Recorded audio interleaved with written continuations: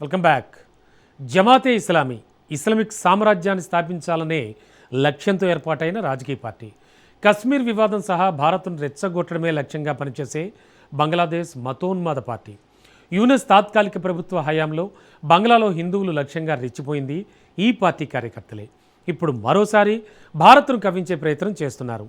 బంగాల్ నుంచి చొరబాటుదారులను తరలించడంపై ఆగ్రహం వ్యక్తం చేస్తూ సరిహద్దుల్లో నిరసనల పేరుతో రెచ్చిపోయారు. ఇదే అంశంపై జూన్ 15న ఢాకాలో భారీ ర్యాలీకి పిలుపునిచ్చారు. ఇంత చేస్తోన్న బంగ్లాదేశ్లోని తారిక్ ప్రభుత్వం చూసి చూడనట్లు వ్యవహరిస్తోంది. దీంతో జమాతే వెనుక తారిక్ సర్కార్ ఉందా అనే అనుమానాలు కలుగుతున్నాయి. ఇంతకు భారత సరిహద్దుల్లో నిరసనల ద్వారా జమాతే ఇస్తోన్న మెసేజ్ ఏంటి? అక్రమ చొరబాటుదారుల తరలింపులో వేగం పెంచాల్సిన సమయం వచ్చిందా? Let's watch. సువెందు 3D ప్లాన్, బోర్డర్లో జమాతే నిరసనలు. చొరబాటుదారుల తరలింపును అడ్డుకునే వ్యూహాలు. భారత్ లక్ష్యంగా మతోన్మాద జమాతే కుట్రలు ఏంటి? Detect, delete, deport. మమతా అండతో బెంగాల్లో దశాబ్దాలుగా పాతుకుపోయిన బంగ్లాదేశ్ చొరబాటుదారులను మెడపట్టి గెంటేయడానికి సువెందు ప్రభుత్వం అమలు చేస్తున్న ఫార్ములా ఇదే. ఈ ఫార్ములా ఇప్పటికే తన పని తాను చేసుకుపోతోంది. మార్చి నెల నుంచి ఇప్పటి వరకు పశ్చిమ బెంగాల్లోని వివిధ సరిహద్దు అవుట్పోస్టుల ద్వారా 2980 మంది అక్రమ బంగ్లా వలసదారులను తిరిగి వారి దేశాలకు పంపించి వేసినట్లు అధికారిక గణాంకాలు చెబుతున్నాయి. సువెందు ప్రభుత్వం కొలువుదీరిన కొద్ది రోజుల్లోనే, అంటే మే 19 నుంచి ఇప్పటి వరకు రికార్డు స్థాయిలో 1930 మంది అక్రమ వలసదారులను వెనక్కి పంపారు.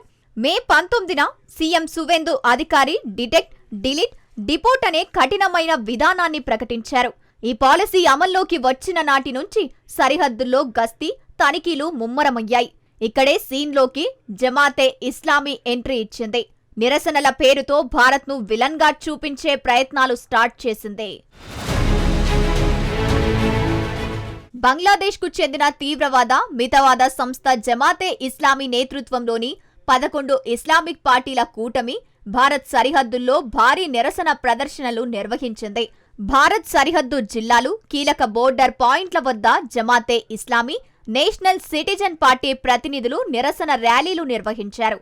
సరిహద్దు గ్రామాల ప్రజలతో మానవహారం ఏర్పాటు చేయాలని పిలుపునిచ్చారు. ఇది మాత్రమే కాదు, జూన్ 15న బంగ్లాదేశ్ రాజధాని ఢాకాలో కూడా భారీ ఊరేగింపు నిర్వహించనున్నట్లు ప్రకటించారు. పశ్చిమ బెంగాల్, ఇతర సరిహద్దు రాష్ట్రాల నుంచి భారత్ చట్టవిరుద్ధంగా ముస్లింలను బంగ్లాదేశ్లోకి నెట్టివేస్తోందని జమాతే కూటమి ఆరోపిస్తోంది. సరిహద్దుల్లో చొరబాట్లను అడ్డుకునే క్రమంలో భారత సరిహద్దు భద్రతా దళం జరిపిన కాల్పుల్లో బంగ్లాదేశ్ పౌరులు ప్రాణాలు కోల్పోయారని, ఇది తమ సార్వభౌమాధికారానికే భంగం కలిగించడమేనని ఆరోపిస్తోంది. భారత విదేశాంగ శాఖ జమాతే కూటమి చేస్తున్న ఆరోపణలను పూర్తిగా ఖండించింది. అక్రమంగా నివసిస్తున్న చొరబాటుదారులను గుర్తించి సరైన ధృవీకరణ ప్రక్రియ పూర్తి చేశాక 2 దేశాల మధ్య ఉన్న ద్వైపాక్షిక చట్టపరమైన ఒప్పందాల ప్రకారమే వారిని స్వదేశానికి పంపిస్తున్నామని తేల్చి చెప్పింది. కానీ జమాతే మాత్రం ఈ విషయంలో భారత్ను బ్లేమ్ చేయడానికే ప్రయత్నిస్తోంది. ఎందుకంటే జమాతే అసలు లక్ష్యం భారత్ను రెచ్చగొట్టడమే. జమాతే పుట్టుకే భారత్ వంటి దేశాలను ఇస్లామిక్ రాజ్యాలుగా మార్చడం. జమాతే ఇస్లామీని ఇస్లామిక్ రాజ్యాన్ని స్థాపించాలనే లక్ష్యంతో సయ్యద్ అబుల్ అలా మౌదుద్దీ స్థాపించాడు. జమాతే ఇస్లామీ అంటే ఇస్లాం సమాజం అని అర్థం. ప్రపంచాన్ని ఇస్లామిక్ పాలనలోకి తీసుకురావాలనే లక్ష్యంతో ఉంది. ముఖ్యంగా భారత వ్యతిరేకమే లక్ష్యంగా కుట్రలు చేయడంలో టాప్లో ఉంటుంది. ఈ సంస్థ బంగ్లాలోని అతిపెద్ద ఇస్లామిక్ పార్టీలలో ఒకటి. 1971 బంగ్లాదేశ్ విముక్తి పోరాటం సమయంలో పాకిస్తాన్ దళానికి సహకరించింది. జమాత్ సభ్యులు రజాకార్, ఆల్ బదర్, ఆల్ షామ్సు, శాంతి కమిటీ వంటి దళాలను ఏర్పాటుకు కీలకంగా వ్యవహరించారు. వీరు బెంగాలీ స్వాతంత్ర సమరయోధులపై, ముఖ్యంగా హిందువులను లక్ష్యంగా చేసుకుని దౌర్జన్యాలకు పాల్పడ్డారు. బంగ్లాదేశ్ ఎన్నికల సంఘం 2013లో న్యాయస్థానం తీర్పును అనుసరించి జమాత్ రిజిస్ట్రేషన్ను రద్దు చేసింది. ఈ నిర్ణయాన్ని 2023లో సుప్రీంకోర్టు అప్పిరేటు డివిజన్ సమర్థించింది. 2024 ఆగస్టు 1న నాటి షేక్ హసీనా సర్కారు జమాతే ఇస్లామీ దాని విద్యార్థి విభాగాన్ని అధికారికంగా నిషేధించింది. తర్వాత కొన్నాళ్లకే యూనస్ నేతృత్వంలోని గత తాత్కాలిక సర్కారు ఆ నిషేధాన్ని ఎత్తివేసింది. బంగ్లా మాత్రమే కాదు, జమాతే ఇస్లాం దాని విద్యార్థి విభాగం ఇస్లామీ జమియాతు ఏ తలాబాద్ ద్వారా తీవ్రవాద కార్యకలాపాల్లో పాల్గొన్నప్పటికీ పాకిస్తాన్లో రాజకీయ శక్తిగా కొనసాగుతోంది. హమాస్, పాలస్తీనా ఇస్లామిక్ జిహాద్, ముస్లిం బ్రదర్హుడ్తో సహా వివిధ మిలిటెంటు గ్రూపులతో ఈ సంస్థకు సంబంధాలున్నాయి. యూరప్, అమెరికా, దక్షిణాసియా వలస సంఘాల ద్వారా నెట్వర్క్ ఏర్పాటు చేసింది.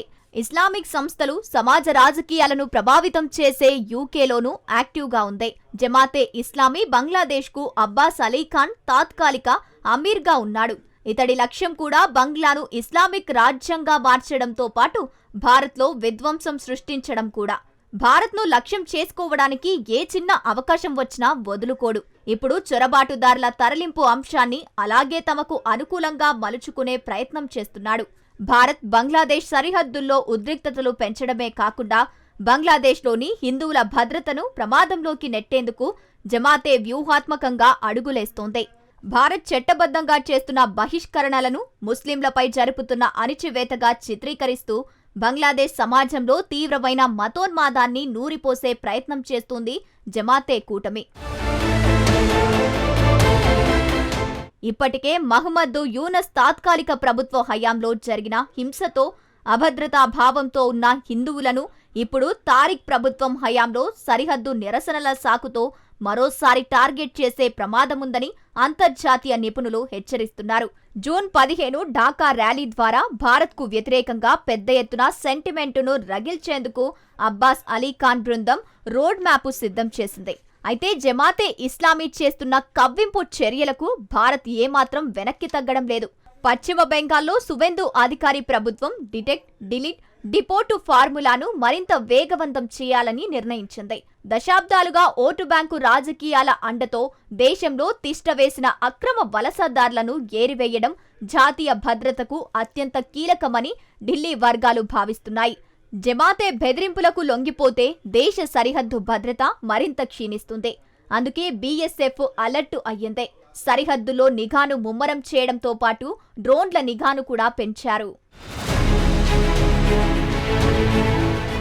మరోవైపు బంగ్లాదేశ్లోని ప్రస్తుత తారిక్ ప్రభుత్వం జమాతే ఇస్లామీ కదలికలను నియంత్రించకపోవడంపై అంతర్జాతీయంగా విమర్శలు వ్యక్తమవుతున్నాయి.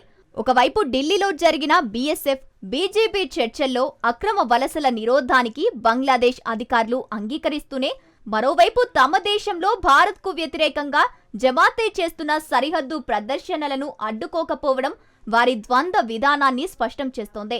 జమాతే ఇస్లామీ వెనుక తారిక్ సర్కారు పరోక్ష మద్దతు ఉందన్న అనుమానాలకు ఈ మౌనమే బలమైన సాక్ష్యంగా నిలుస్తోంది.